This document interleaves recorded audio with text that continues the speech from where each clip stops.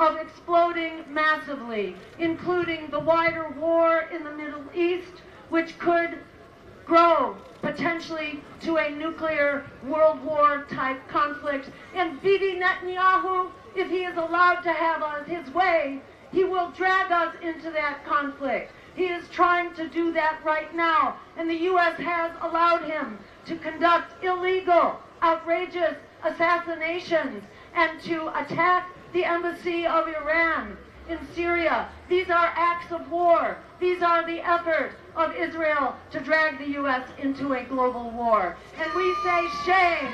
We say shame on Bibi Netanyahu, and we say shame on the Harris-Biden administration. They have passed the baton of being the commander-in-chief.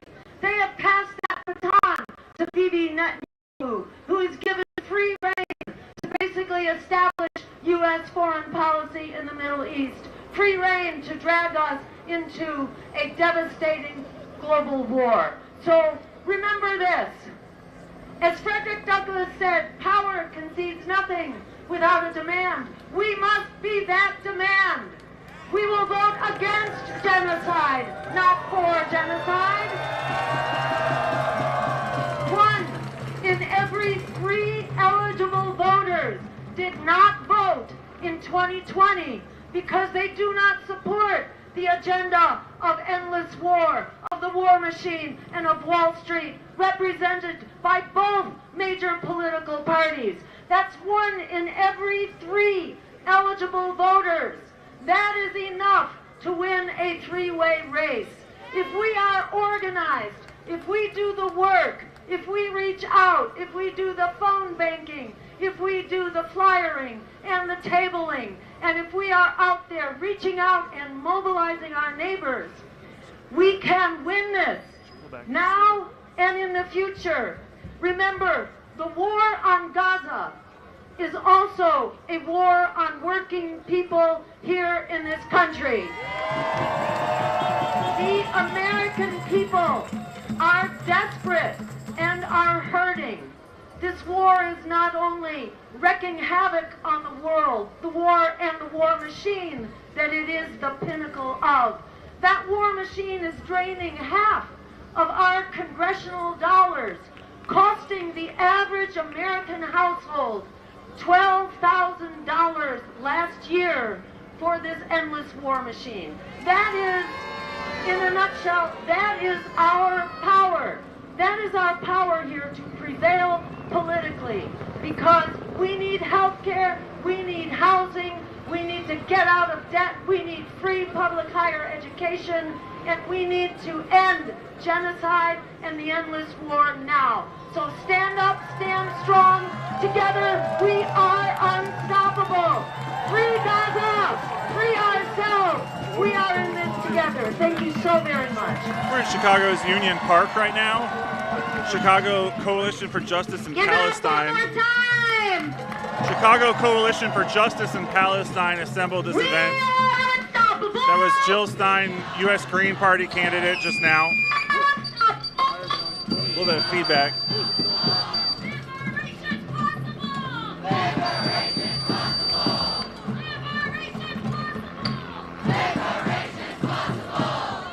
All right, thank you all for joining us. We're live on Unicorn Riot. Thank you for supporting our work.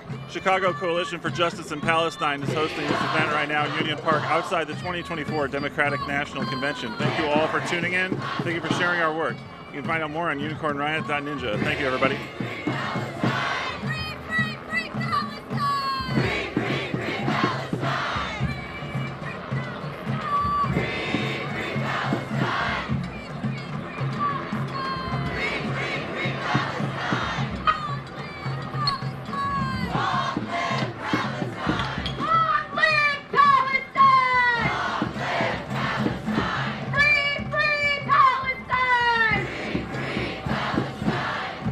Hello.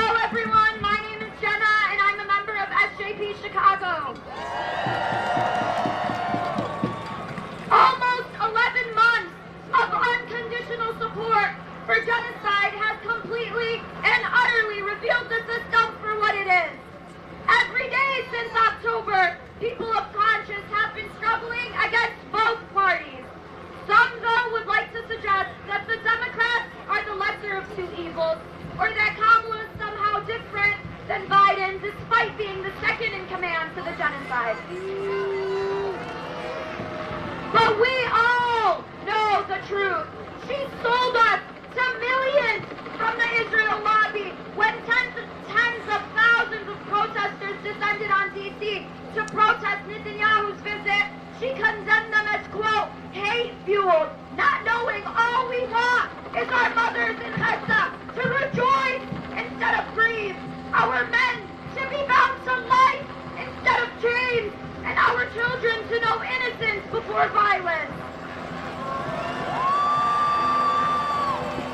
We are fueled by love. We love freedom, we love humanity, and we love one another. And anyone who condemns the cause for freedom and humanity is not an ally of the people, that is an enemy. We know about the Republicans and their far-right agenda, including Project 2025. We know they want to roll back civil rights, but we also know that the Democrats have not and will do nothing to protect us. The Democrats will talk about education for all and giving children the opportunity to bright futures, but have systematically closed schools in Chicago for decades and unconditionally funded the school asticide in Gaza. They have happily supplied Israel with weapons to bomb every single university in Gaza to rubble, to target the lives of our scholars. They have forced our surviving peers to finish their education from tens. It was Democrats like Biden and Kamala that funded the settler state in systematically killing our student peers in Gaza and violently repressed us for protesting their deaths. Students for Justice in Palestine will continue to unwaveringly stand with our peers in Gaza when our so-called leaders respond to our encampments with violence instead of justice and action. Our movement doesn't falter, it only gets stronger. Because it's us, it is the students, it is the masses that move history. And the mass shifts in consciousness to support the Palestinian plight shows us that we are winning. So it is our responsibility as students entering this broken capitalist system to come together and start building the future we all desperately need. They are not our saviors, we are. Without solutions, without an actual left political project, things will keep getting worse and politics will keep shifting right. If Republicans or Democrats want to initiate mass deportations, we need to stop them by saying that we won't let you deport our neighbors. If they want to take away our rights, we need to keep showing up in the streets. And as they continue this genocide in Palestine, we know that our duty is what our duty is, and it is not unconditional support for a party that does nothing for us. The rights that we have today, we won in the streets, and we will continue to hit these streets to win our inevitable and collective liberation. And a new face to the Democratic Party will not stop us. From the civil rights movement and the anti-war movements of the 1960s to the current movements for Black lives and for Palestinian self-determination, the importance of student organizing lies primarily in the sea change of mass consciousness we can affect and the new organizers and revolutionaries that we can create. So as the next generation, let's commit to building a new system. Free, free Palestine! Free, free Palestine! Free, free, free Palestine! Free, free Palestine! A longtime friend, please help me in welcoming a longtime friend to the Palestinian community, a member of JVP, Jewish Voice for Peace, someone who is known widely as an advocate for justice and a founder of SEDEC Chicago, Chicago's own anti-Zionist synagogue. Please welcome Rabbi Brant Rosen.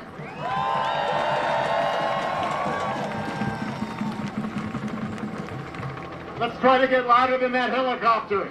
Free, free Palestine! Free Palestine! Free, free Palestine! Free Palestine! I am so proud to be with you today. I am so proud to be an ally to this amazing coalition, the Chicago Coalition for Justice in Palestine. You should know, if you are not from Chicago, that this amazing community has been in the streets every single week for not only the last 10 months, but for years. And it has been such an honor to march alongside them.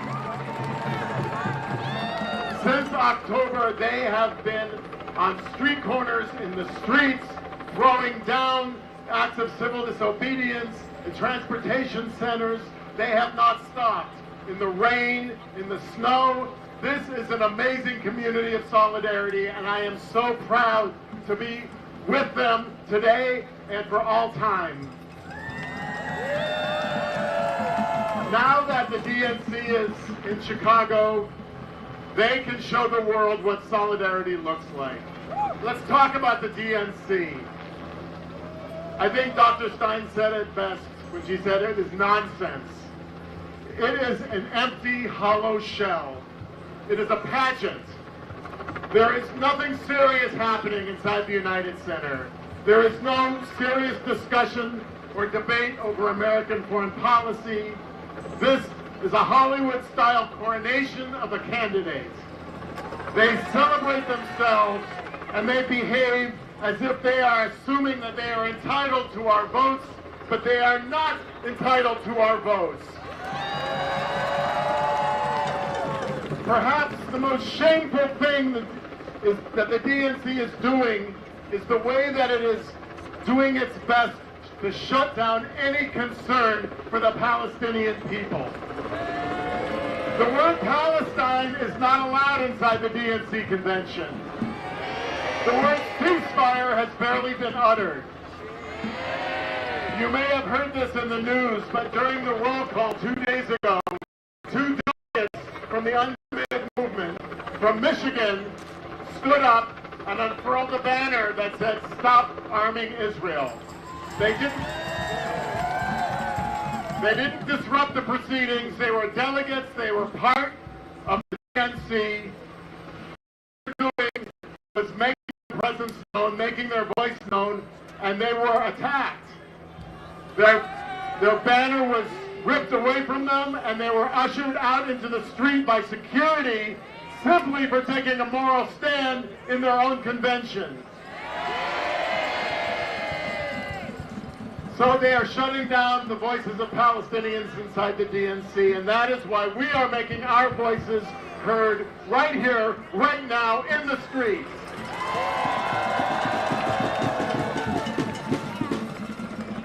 Kamala Harris, who is being celebrated at this convention, is part of an administration that has been supporting and enabling genocide. It is not enough for her to say she supports the ceasefire.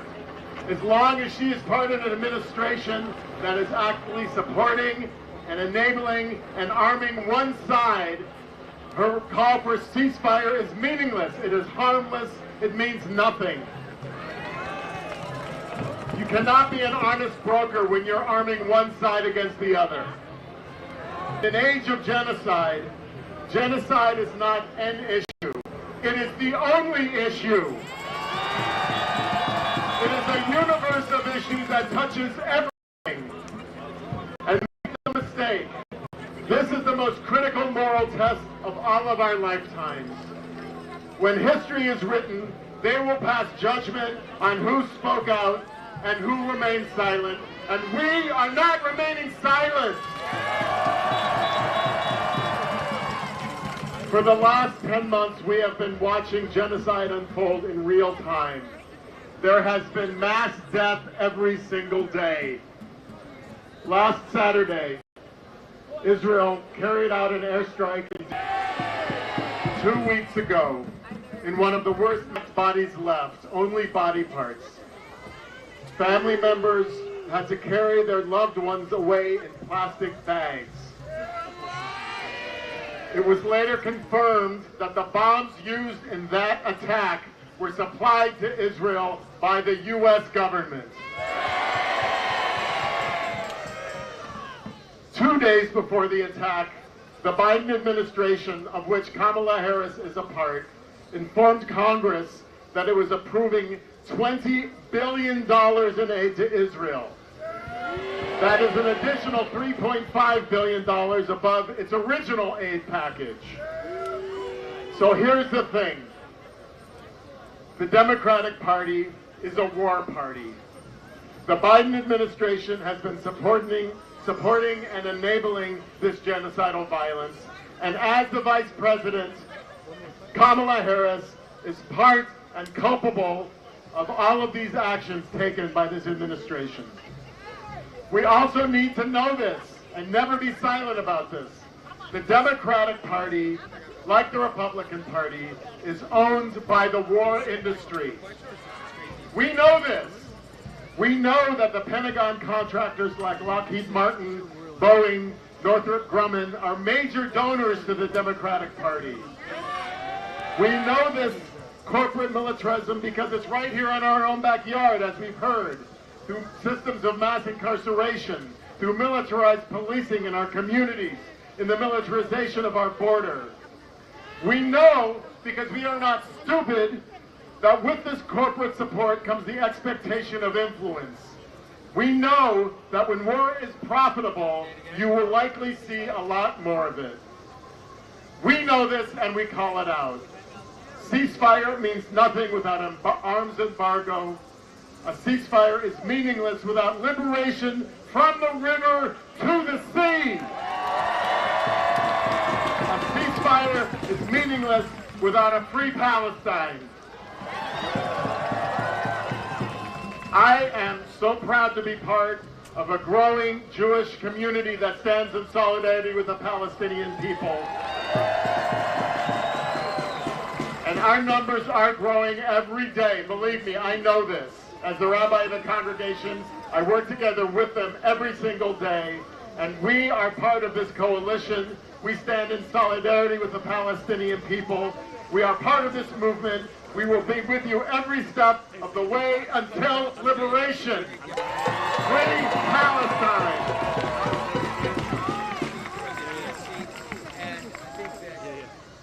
Everyone give it up one more time for Rabbi Brad Rose.